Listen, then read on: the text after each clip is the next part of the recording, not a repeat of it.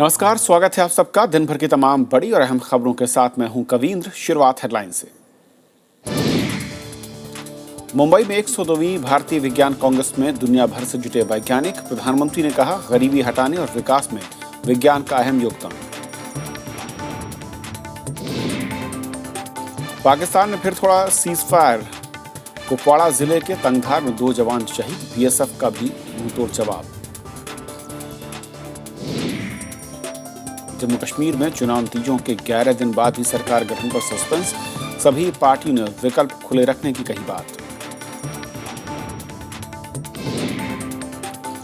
वित्त मंत्री ने कहा, देश के बैंकिंग क्षेत्र में कई सुधारों की जरूरत। सार्वजनिक क्षेत्र के बैंकों को और ज्यादा स्वायत्तता देने की वकालत। और दिल्ली में बसेगी देश की पहली स्मार्ट सिटी। डीडी एक्ट में किया जाएगा बदलाव। 2016 तक 40,000 लोगों को मिलेगा आशियाना।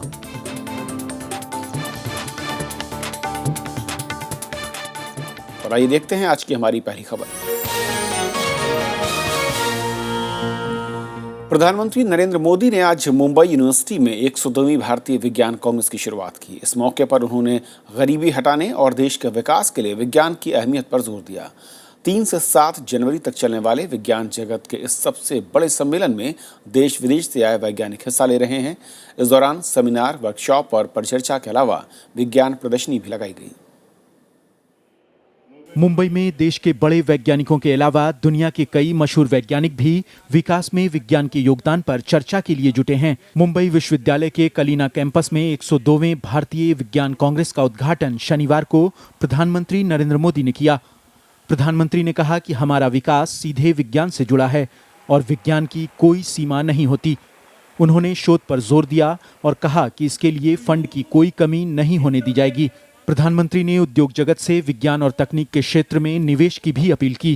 Science and technology has helped reduce poverty and advance prosperity, fight hunger and improve nutrition, conquer disease, improve health, and give a child a better chance to survive. विज्ञान और प्रौद्योगिकी मंत्री डॉक्टर हर्षवर्धन ने सम्मेलन में कहा कि विज्ञान का इस्तेमाल हमेशा फायदा पहुंचाने के लिए होना चाहिए। वहीं महाराष्ट्र के मुख्यमंत्री देवेंद्र फडणवीस ने अंधविश्वास से बचने और विज्ञान को बढ़ावा देने की बात कही। We have never used our knowledge of science for negative purposes, for destructive purposes. Rather, we have thoroughly, selflessly shared all our scientific knowledge, whether it is related to the solar systems, whether it is related to medicine, physics, biology, chemistry, earth science, everything we have shared it very selflessly with the whole world. हमारे इतिहास को हम देखें तो जिस जिस समय हमने वैज्ञानिकता छोड़ी है, प्रथाओं को, परंपराओं को केवल कर्मकांडों में परिवर्तित किया है, उस समय हमारे समाज का विकास या तो रुका है या समाप्त हुआ है। प्रधानमंत्री ने नोबेल पुरस्कार पाने वाले वैज्ञानिकों को भी इस मौके पर सम्मानित किया। भारतीय विज्ञान कांग्रेस की स्थापना 1914 में की गई थी। इस बार विज्ञान कांग्रेस की थीम मानव विकास के लिए विज्ञान और प्रौद्योगिकी है। 5 दिन तक चलने वाली विज्ञान कांग्रेस में करीब 12,000 प्रतिनिधि शामिल हैं। Bureau report, Rajya Sabha TV. और विज्ञान कांग्रेस पर और बातचीत करने के लिए हमारे साथ मौजूद हैं इस वक्त दिल्ली साइंस फोरम से प्रवीण प्रकाश साहब। प्रवीण जी, स्वागत है आपका। सबसे पहले तो इस तरह के जो आयोजन है, इस बार जो 102वीं इंडियन साइंस कांग्रेस है, जो एजेंडा दिख रहा है, क्या कुछ नई बात दिख रही है या फिर भारत के अगर मैं वैज्ञानिक सोच और दिशा को देखूं तो ऑलमोस्ट यही रही है पिछले वर्षों में? देखिए, विज्ञान कांग्रेस एक हिसाब से विज्ञान में कितना प्रगति हुआ उसके लिए होनी चाहिए, पर वाकई में ये एक तमाशा, बड़े पैमाने पर एक तमाशा बनने की इसकी संभावना बहुत दिन से है और हो रहा है। क्योंकि प्रधानमंत्री आते हैं, कुछ बोलते हैं, उसके बारे में चर्चा होती है। विज्ञान में क्या हो रहा है इसके बारे में खास चर्चा होती नहीं है। इसलिए आप तमाशा वर्ड यूज कर रहे हैं? इसीलिए मैं तमाशा वर्ड यूज कर रहा हूँ, क्योंकि एक वैज्ञानिक फोकस जो होनी चाहिए साइंस कांग्रेस में ये नहीं निकल रहा है। इस बल्कि यहाँ पर अब देखेंगे मंच पर भी आपने जो जितना दिखाया, किसी वैज्ञानिक का कोई बातचीत तो नहीं दिखाया, तो मिनिस्टर का, प्राइम मिनिस्टर का, चीफ मिनिस्टर का, तो ये अगर उनकी प्लेटफॉर्म है तो साइंस की प्लेटफॉर्म कहाँ रही? ये बहुत अहम बात आपने पीर साहब कही। अब मैं आऊँ कि इस बार का जो ये साइंस फोरम, जिसे मैं कह रहा हूँ एक मंच है, इसमें दुनिया भर से दिग्गज जुड़ रहे हैं, किस तरह का एजेंडा जो वैज्ञानिकों से, क्योंकि आपकी बातचीत हुई, जो लोग वहाँ पर जा रहे हैं, पहुँच रहे हैं, किस तरह का एजेंडा है और क्या फोकस इस बार रह रहा है वहाँ पर? देखिए, विज्ञान की फोकस वैज्ञानिक बातों में होती है। अगर आप ये कहें कि वैज्ञानिक विकास के लिए करे, गरीबी हटाने के लिए काम करे, ये काम तो प्राइम मिनिस्टर का करना है, चीफ मिनिस्टर को करना है, ये काम सरकारों का सरकारों का करने का है। अगर बजट एलोकेशन आप गरीबी हटाने के लिए देंगे, गरीबी हट सकती है। अगर आप गरीबी हटाने के बजाय अगर आप अमीरी बढ़ाने के लिए बजट इस्तेमाल करेंगे तो अमीरी बढ़ेगी। तो विज्ञान की इस्तेमाल कैसे होनी चाहिए वो तो सरकार राजनीतिक स्तर पे तय करती है। विज्ञान को आगे ले जाने के लिए हम विज्ञान में नियुक्ति करते हैं, उसमें एलोकेशन करते हैं, वो हम कर नहीं रहे हैं। हमारा 0.9% ऑफ जीडीपी विज्ञान के लिए खर्च होती है, सिर्फ 0.9, सिर्फ 0.9%, और इससे 5-6 गुना ज्यादा रकम चीन खर्च करती है और अमेरिका तो इससे 10 गुना ज्यादा खर्च करती है।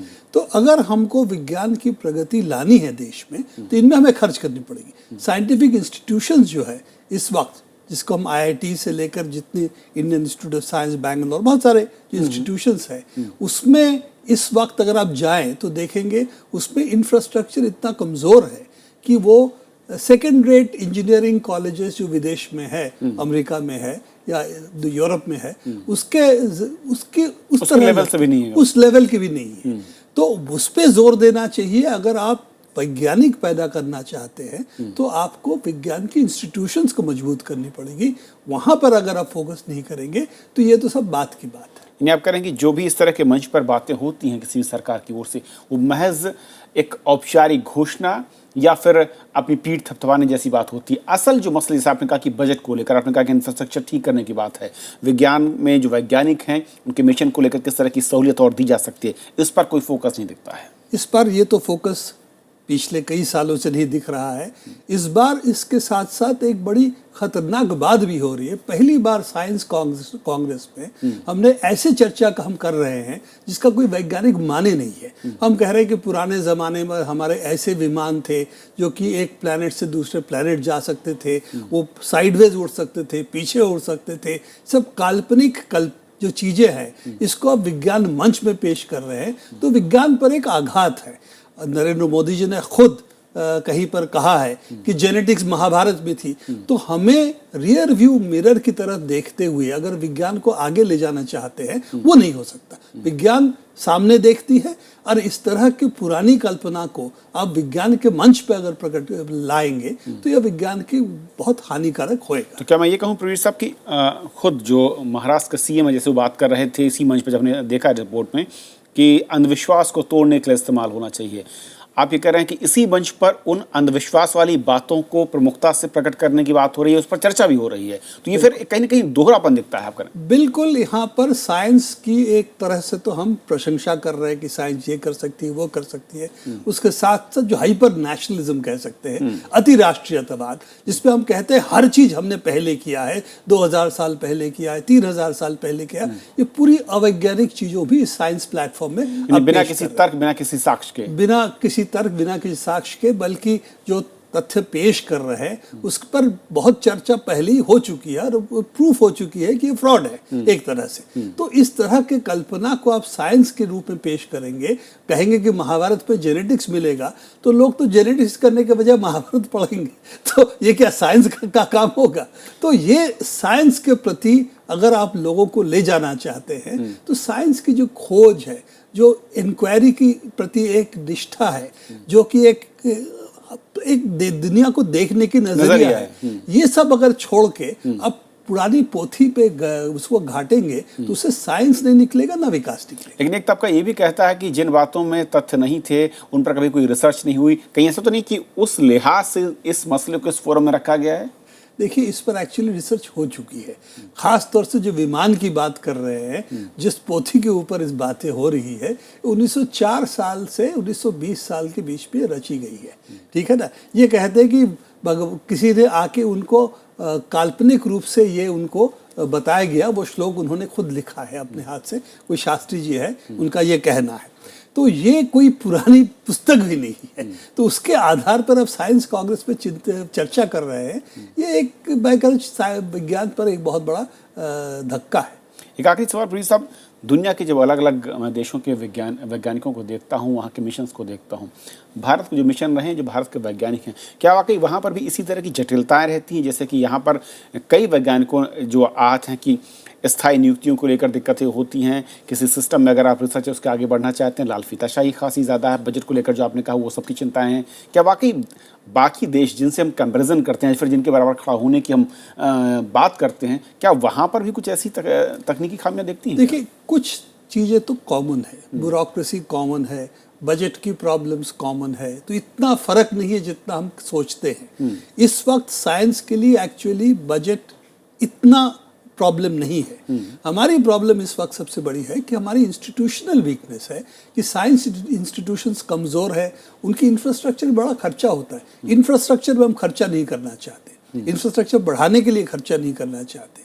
हमारी यूनिवर्सिटीज से हम साइंस इंस्टीट्यूशंस को अलग करना चाहते ताकि कुछ सेंटर्स ऑफ एक्सीलेंस बने, पर उसका यूनिवर्सिटी से नाता नहीं है। तो बड़े पैमाने की जो स्ट्रक्चर है स्टूडेंट्स टीचर्स की, वो एडवांस्ड साइंस से हम वंचित कर रहे हैं। तो जो पाइपलाइन होती है साइंस की, उसमें रुकावट है। और उसके लिए आप देख सकते हैं कि साइंस इस वक्त यूनिवर्सिटीज़ में ज़्यादातर लोग नहीं करना चाहते, वो इंजीनियरिंग या मेडिकल साइंस करते हैं। और साइंसेज में जब बीएससी की फाइनल ईयर आती है, उसमें स्टूडेंट बहुत कम मिलते हैं। तो वो अगर होता है तो आपका प्राइमरी एजुकेशन में साइंस एजुकेशन नहीं होगा, क्योंकि वही जाके अल्टीमेटली स्कूल में भी पढ़ाते हैं। तो पूरी पाइपलाइन जिस तरह से हम चोक कर रहे हैं, मुझे तो साइंस के ऊपर इस वक्त हमें काफ़ी एक क्वेश्चन मार्क है कि हम साइंस ठीक तरह से न कर पाना अलग बात है, हम जो पहले भी कर रहे थे उतना भी नहीं कर पा रहे। प्रीति साहब बहुत बहुत शुक्रिया इस पूरे मसले पर बातचीत करने के लिए आपका। Thank you. और फिलहाल रुक रहे हैं एक छोटे से ब्रेक के लिए, लेकिन पहली खबर में इतना ही। ब्रेक के बाद आपका फिर से स्वागत है। भारत की चेतावनी के बावजूद सीमा पर पाकिस्तानी फौज की तरफ से फायरिंग जारी है। कुपवाड़ा जिले के तंगधार सेक्टर में चौकी पर किए गए हमले में 2 जवान शहीद हो गए। सांबा और कठुआ जिले में भी फायरिंग जारी है, जिसमें एक महिला की मौत हो गई और 8 लोग घायल हुए। सुरक्षा बलों ने इस बेवजह फायरिंग का मुंहतोड़ जवाब भी दिया है। इस साल की शुरुआत से ही सीमा पार से गोलाबारी का सिलसिला जारी है। जम्मू कश्मीर के सांबा और कठुआ जिलों में आम लोगों के साथ बीएसएफ चौकियों को निशाना बनाकर मोर्टारों से बार बार हमले किए जा रहे हैं।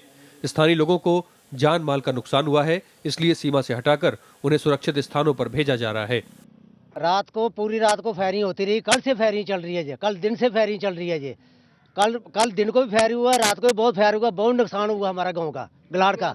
हमारे एक कैजुअल्टी हो गई है और 3 सीरियसली इंजर्ड हुए हैं और जो इंजर्ड हैं उनका इलाज किया जा रहा है। हैरत की बात यह है कि यह ताज़ा गोलाबारी उस अंतर्राष्ट्रीय सीमा पर हो रही है जिसे लेकर दोनों देशों में कोई विवाद नहीं है। केंद्रीय गृह मंत्री राजनाथ सिंह ने कहा है कि पाकिस्तान की यह हरकत बेवजह है, जबकि बीएसएफ ने पाकिस्तानी फायरिंग को आतंकवादियों की घुसपैठ कराने की कोशिश बताया है। लेकिन यह बात हमारी समझ के परे है कि बार बार इसके बावजूद, जबकि हम अपना हाथ आगे बढ़ा रहे हैं पाकिस्तान से दोस्ती के लिए, क्यों सीज फायर का वायलेशन पाकिस्तान के द्वारा किया जाता है। न्यूट्रलाइजेशन ज्यादा हुआ, इसी कारण से टेररिस्ट इंसिडेंट्स कम रहे। तो अभी आगे जहां तक हमारा सवाल है, हमने कोशिश करना है कि माहौल को पहले की तरह उसी तरह सिक्योर रखें और टेररिस्ट इनिशिएटेड इंसिडेंट्स कम से कम। पाकिस्तान ने ये हरकतें तब की हैं जब 31 दिसंबर की रात पोरबंदर के पास अरब सागर में विस्फोटकों से लदी पाकिस्तानी नौका घुस आई थी। कोस्ट गार्ड की ओर से पीछा किए जाने के बाद नौका सवार लोगों ने इसे विस्फोट करके उड़ा दिया। इसके बाद समुद्री सीमा में भी चौकसी बढ़ा दी गई है। पाकिस्तान ने हालांकि इसमें अपना कोई हाथ होने से फिलहाल इनकार किया है। एक तरफ पाकिस्तान जहां भारत के साथ बातचीत के लिए राजनयिक दबाव बना रहा है, वहीं इस तरह की घटनाओं से उसकी संभावना और दूर होती जा रही है। आशंका इस बात की है कि तनाव कहीं ज़्यादा न बढ़ जाए और इस स्थिति से बचने के लिए पाकिस्तान की सेना को अपने यहाँ छिपे आतंकवादियों के खिलाफ कार्रवाई करनी चाहिए। राज्यसभा टेलीविजन के लिए कैमरा पर्सन सिद्धार्थ के साथ दिल्ली से अखिलेश सुमन। पोरबंदर के पास पाकिस्तान की नौका देखने के मामले पर कांग्रेस का कहना है कि सरकार को इस पूरे मसले पर सफाई देनी चाहिए और तथ्य सामने रखने चाहिए। कांग्रेस प्रवक्ता अजय कुमार ने कहा कि सरकार को बताना चाहिए कि जो पाकिस्तानी नाव दिखी थी उसका आतंकवाद से कोई संबंध था या नहीं, ये वे महज स्मगलर थे। इंडियन एक्सप्रेस में अगर आप पढ़ेंगे और अगर उसका रिपोर्ट अगर आप पढ़ लेंगे तो कहीं पर भी किसी चीज़ की रिकवरी नहीं हुई है। और एक छोटा सा नाव था, क्या नाव था, वो इंटेलिजेंस रिपोर्ट भी कोस्ट गार्ड के माध्यम से हुआ। हर जगह रिपोर्ट आ रही कि ना तो इंटेलिजेंस ब्यूरो को मालूम था, ना तो नेवी को मालूम था। तो स्पष्ट तो इससे साफ दिखाई देता है कि सरकार जो जल्दबाजी में क्रेडिट लेने के लिए उन्होंने प्रेस को और प्रेस के माध्यम प्रेस को ये इंफॉर्मेशन दे दिया था कि एक बहुत बड़ा आतंकी हमला को उन्होंने रोका है। चुनाव नतीजों के 11 दिन बाद भी जम्मू कश्मीर में सरकार बनाने को लेकर स्थिति साफ नहीं है। वहाँ बीजेपी अध्यक्ष अमित शाह का कहना है कि सरकार गठन के सभी विकल्प खुले हैं। उन्होंने पीडीपी और नेशनल कॉन्फ्रेंस से बातचीत की बात भी कही है, लेकिन उमर अब्दुल्ला ने ऐसी किसी भी बातचीत से इनकार किया है। उधर कांग्रेस ने भी कहा कि सरकार गठन पर किसी भी दल या धड़े ने उससे कोई संपर्क नहीं किया।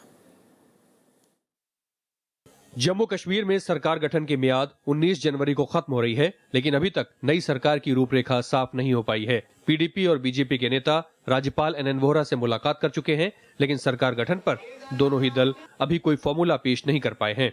बीजेपी अध्यक्ष अमित शाह ने बेंगलुरु में शनिवार को कहा कि पार्टी सरकार बनाने की सभी संभावनाओं पर काम कर रही है। देखिए, कश्मीर में भारतीय जनता पार्टी के सभी ऑप्शन खुले हैं और हम सभी संभावनाओं को तलाश रहे हैं। मुझे आशा है कि कुछ ही समय में जरूर मिलेगा। अमित शाह ने सरकार गठन के लिए पीडीपी और नेशनल कॉन्फ्रेंस से बातचीत होने की बात भी शुक्रवार को कही थी, लेकिन नेशनल कॉन्फ्रेंस के नेता और कार्यकारी मुख्यमंत्री उमर अब्दुल्ला ने ट्वीट करके बीजेपी से कोई बात होने से इनकार कर दिया है। उधर कांग्रेस ने इस पर चुटकी लेते हुए कहा कि किसी दल या धड़े ने सरकार गठन के लिए अभी तक पार्टी से संपर्क नहीं किया है। जब अमित शाह जी ने यह कहा कि हम एनसी से भी बात करें, तो शाम को उमर अब्दुल्ला जो फॉर्मर सीएम है उनका ट्वीट आया कि भाई हम बीजेपी से फारूक साहब और उमर साहब बीजेपी के साथ बात नहीं कर रहे हैं, तो पता नहीं बीजेपी किस एनसी के साथ बात करी। पीडीपी की ओर से भी सरकार गठन पर किसी औपचारिक बातचीत से इनकार किया गया है, जबकि पीडीपी, नेशनल कॉन्फ्रेंस और कांग्रेस के महागठबंधन का फॉर्मूला भी उभरा था। 23 दिसंबर को आए चुनाव नतीजों में पीडीपी को 28, बीजेपी को 25, नेशनल कॉन्फ्रेंस को 15 और कांग्रेस को 12 सीटें मिली थीं। 87 विधानसभा वाले जम्मू कश्मीर में सरकार गठन के लिए 44 के आंकड़े की जरूरत है। Bureau report, Rajya Sabha TV. Delhi विधानसभा चुनाव की तारीखों का ऐलान होना बाकी है, लेकिन सभी पार्टियां अभी से ही जोर शोर से चुनाव प्रचार में जुटी हैं। आम आदमी पार्टी चुनाव प्रचार के लिए बॉलीवुड सितारों का इस्तेमाल कर रही है, तो बीजेपी मिनी रथ के जरिए मतदाताओं को लुभाने की तैयारी में जुटी है। तो कांग्रेस ने घर घर जाकर प्रचार करने की शुरुआत भी कर दी है। दिल्ली विधानसभा चुनाव के लिए सभी पार्टियों का चुनाव प्रचार अभी से जोर पकड़ता नजर आ रहा है। इसी सिलसिले में बॉलीवुड सिंगर विशाल डडलानी आम आदमी पार्टी का प्रचार करने पहुंचे। दरअसल जंगपुरा विधानसभा से पार्टी के उम्मीदवार प्रवीण के साथ विशाल को play the change campaign launch करना था, लेकिन पुलिस से इजाजत नहीं लेने की वजह से उन्हें बीच रास्ते में ही रोक दिया गया। आम आदमी पार्टी ही एक ऐसी पार्टी है जो दिल्ली को एक सॉर्ट ऑफ पूरी लोकल सेल्फ गवर्नेंस दे सके। बीजेपी ने भी चुनाव प्रचार के लिए मिनी रथ और ऑटो कैंपेन की शुरुआत कर दी है। ये रथ राजधानी की सभी 70 विधानसभा सीटों में जाएगा और ये प्रधानमंत्री नरेंद्र मोदी की नीतियों के अलावा चुनावी मुद्दों पर पार्टी की राय जनता तक पहुंचाने का काम करेगा। गरीब बस्तियों में जाएंगे, दिल्ली की जनता को बताएंगे 6 महीने में नरेंद्र मोदी जी ने क्या कहा है, क्यों चले मोदी के साथ, ये भी बताएंगे। क्यों भारतीय जनता पार्टी, क्यों हमको बहुमत में आना है, जनता क्यों लाना चाहती है, ये सारी बातें बताएंगे और हम किस तरह गवर्न करना चाहते हैं यह भी बताएंगे। जहां आम आदमी पार्टी और बीजेपी अलग अंदाज में प्रचार में जुटी है, वहीं कांग्रेस अपनी खोई जमीन हासिल करने के लिए जनसंपर्क के जरिए प्रचार पर भरोसा जता रही है। अब हम चुनाव की तरफ जा रहे हैं, तो जो चुनाव की प्रक्रिया है वो रहेगी। उसमें पोस्टर भी है, होर्डिंग भी है, पब्लिक मीटिंग भी है, कॉर्नर मीटिंग भी है, ये सारी चीज़ चलती रहेंगी।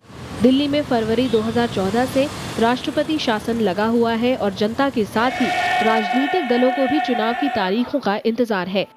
अनु दीवान, राज्यसभा टीवी। देश की पहली स्मार्ट सिटी राजधानी दिल्ली में बनेगी। द्वारका, रोहिणी और नरेला को मिलाकर 20-24 हेक्टेयर क्षेत्र में आधुनिक सुविधाओं से लैस ये स्मार्ट सिटी विकसित की जानी है। केंद्रीय शहरी विकास मंत्री एम वेंकैया नायडू ने आज कहा कि राजधानी दिल्ली को लंदन और सैन फ्रांसिस्को की तर्ज पर ग्लोबल सिटी के तौर पर विकसित किया जाएगा और इसके के लिए केंद्र सरकार डीडीए एक्ट में ज़रूरी बदलाव भी करेगी। वहीं डीडीए अब अगले साल दिसंबर में 40,000 फ्लैटों की हाउसिंग स्कीम लाने की तैयारी में है। इनमें 24,000 से ज़्यादा LIG फ्लैट होंगे और वरिष्ठ नागरिकों के लिए भी फ्लैट बनाने की योजना है। We are also having plans to have cooperation with Barcelona, take their technology and develop certain areas of Delhi into a new smart city. And also the government proposes to revisit the Delhi Development Act. For that I am appointing a committee to revisit the Delhi Development Act. वहीं दिल्ली में अनधिकृत कॉलोनियों और अवैध निर्माण से जुड़े हुए अध्यादेश को लेकर अब राजनीति गरमाने लगी है। विपक्ष ने अध्यादेश को चुनावी फायदे के लिए जनता के साथ छलावा बताया है। विपक्ष मास्टर प्लान में देरी के लिए सरकार को जिम्मेदार बता रहा है। दिल्ली के अवैध कॉलोनियों को कार्रवाई से बचाने के लिए सरकार ने हाल में एक अध्यादेश को मंजूरी दी थी। विपक्षी दलों का कहना है कि अस्थायी कॉलोनियां नियमित नहीं की गई हैं और चुनावों के मद्देनजर सिर्फ तोड़फोड़ और सीलिंग रोकने की समय सीमा को बढ़ाया गया है। आप उस बिल को पढ़ लें उठाकर, कहीं नहीं लिखा कि हमने पास कर दिया। आज जब तक लेआउट प्लान पास नहीं होगा कोई भी कॉलोनी रेगुलाइज नहीं हो सकती और वो जब तक म्युनिसिपल बॉडी को करना है वो काम। ये रेगुलेशन जब पहले दिल्ली में किसी झोंपड़ी को, किसी अनऑथराइज कॉलोनी को ऑथराइज नहीं करवा सका, किसी का नक्शा पास नहीं हुआ, किसी की रजिस्ट्री नहीं हुई, किसको घर के ऊपर लोन नहीं मिला, तो उसमें अमेंडमेंट करने से कैसे हो जाएगा?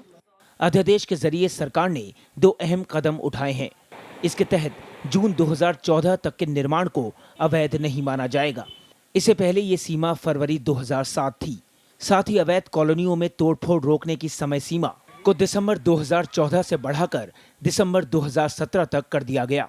ऑथराइजेशन का मसला अलग है, मास्टर प्लान का मसला अलग है, दोनों चीज़ें अलग हैं। इसलिए ऑथराइजेशन का जो नोटिफिकेशन है वो अगले 2-3 दिन के अंदर आ जाएगा। लोगों के जीवन में काम होंगे, लोगों की समस्याओं का समाधान होगा, उनके घर टूटने बंद हो जाएंगे। अवैध कॉलोनियों में रहने वाले लोग इस समस्या का स्थायी समाधान चाहते हैं। कोई आता है कि अभी 6 महीने के लिए कर रहे हैं, कोई साल भर के लिए कर रहे हैं, और जो भी इन कॉलोनियों में रहता है उनके ऊपर हमेशा एक तलवार लटकती रहती है। हालांकि दिल्ली के मास्टर प्लान को सालों से मंजूरी मिलने का इंतजार है। अवैध कॉलोनियों में बसने वाले 50 लाख से भी ज्यादा लोगों को उजड़ने से बचाने के लिए प्रावधान बार बार बदले जाते हैं। तमाम राजनीतिक दलों को वोट बैंक की मजबूती की चिंता है, लेकिन इन कॉलोनियों में रहने वाले लोगों की बुनियादी जरूरतें पूरी हो, इस बारे में कोशिश कभी हुई ही नहीं। कैमरामैन अश्विनी के साथ प्रणव गोस्वामी, राज्यसभा टीवी, दिल्ली। केंद्रीय वित्त मंत्री अरुण जेटली ने बैंकिंग क्षेत्र में सुधारों की जरूरत बताया है। पुणे में 2 दिन के बैंकिंग रिट्रीट में उन्होंने कहा कि सार्वजनिक क्षेत्र के बैंकों को और ज़्यादा स्वायत्तता दी जाएगी जिससे व्यवसाय को तेज़ी से बढ़ाया जा सके। उन्होंने बैंकों के बढ़ते NPA यानी अनुपात पूंजी पर चिंता भी जाहिर की। वित्त मंत्री ने कहा कि कई बैंकों का NPA अस्वीकार्य स्तर तक पहुंच गया है। उन्होंने कहा कि अच्छा बिजनेस करने वाले सार्वजनिक क्षेत्र के बैंकों को स्वायत्तता के साथ ज़्यादा अधिकार मुहैया कराए जाएंगे। शुक्रवार को शुरू हुई इस रिट्रीट में वित्त मंत्री बैंकों की समस्याओं से भी रूबरू हुए। देश की 70% बैंकिंग सार्वजनिक क्षेत्र के 27 बैंकों के जरिए नियंत्रित होती है। There are unacceptable levels of NPAs in some cases, and the banks have to be given a sufficient amount of leeway and play of joints to deal with commercial issues with a commercial mindset. Badminton खिलाड़ी साइना नेहवाल ने पद्म भूषण पुरस्कार के लिए अपने आवेदन रद्द करने पर नाराजगी जताई। ओलंपिक कांस्य पदक विजेता साइना पर गृह मंत्रालय ने 2 बार के ओलंपिक पदक विजेता और कुश्ती खिलाड़ी सुशील कुमार को तरजीह दी है। साइना को 2010 में पद्मश्री मिल चुका है। उधर खेल मंत्री सर्बानंद सोनोवाल ने कहा कि यह पुरस्कार उनका मंत्रालय नहीं देता है। खेल मंत्री के मुताबिक उनके मंत्रालय की जिम्मेदारी यह तय करना है कि खिलाड़ियों को कोई परेशानी ना हो। My name was not recommended to the Home Ministry. In fact, the Badminton Association of India felt that I was deserving this year and they applied for my application to the Sports Ministry. But what I read in the paper and what I got the news from the ministry sources that they recommended Sushil sir's name. Of course, Sushil Kumar is a very good friend and he is obviously a great player. In this regard, right now, I have to say that I want everyone to play for the country as per their merits, and my ministry will extend all possible support to make them comfortable to play well, to bring more and more laurel for the future event. केंद्र सरकार का कहना है कि पूर्वोत्तर राज्यों में अलग टाइम जोन बनाने का फिलहाल कोई इरादा नहीं है। पूर्वोत्तर राज्यों में सूरज के देश के दूसरे हिस्सों के मुकाबले 1.5 घंटा पहले निकलने की वजह से ऐसी मांग उठती रही है, लेकिन टाइम जोन बदलने से दूसरी समस्याएं भी खड़ी हो सकती हैं।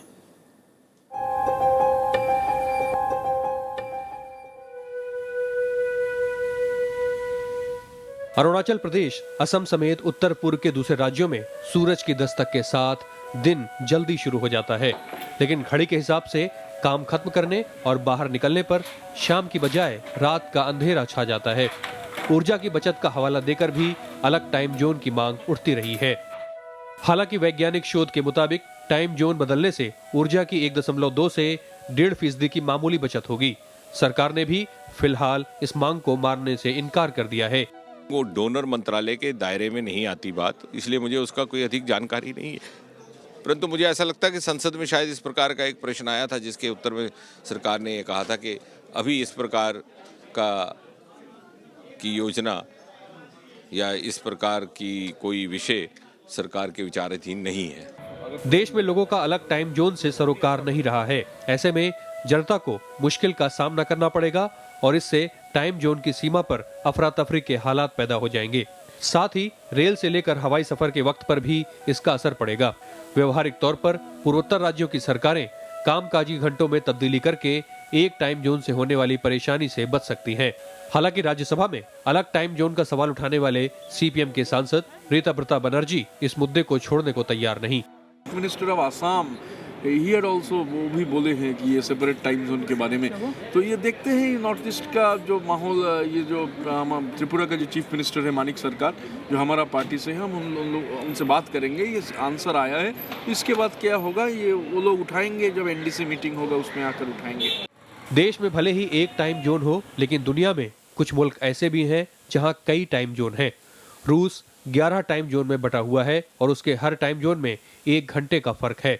इस तरह अगर कलिनिनग्रेड में सुबह के 8 बजे हैं तो कमचटका में शाम के 6 बजे रहे होंगे।